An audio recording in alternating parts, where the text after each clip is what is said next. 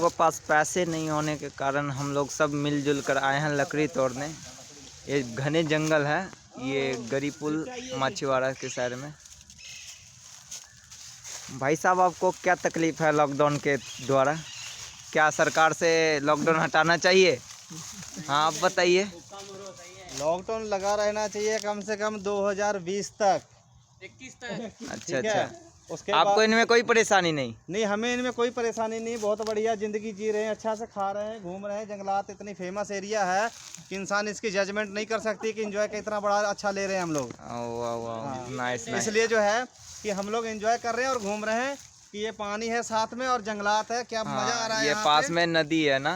ये कौन सी नदी कहते हैं इसको? इसको अपना ये माछीवाड़ा शहर के साथ में गड़ी पुल कहते हैं, इसका नाम गड़ी पुल है और बहुत बड़ी नदी है। ये चलता ही रहता है। अच्छा, आपका नाम बता दीजिए, मेरा हमारे नाम सब्सक्राइबर को दयानंद पता। हमारे सानी है। नहीं, हमारे सब्सक्राइबर को आपका नाम पता चल जाए, जो लॉकडाउन के दौरान मिला, जो इतना टैलेंटेड इंसान, जो हमारे सब्सक्राइबर को पता चले कि इन्हें कोई परेशानी नहीं है लॉकडाउन के द्वारा। नहीं, बिल्कुल परेशानी नहीं है।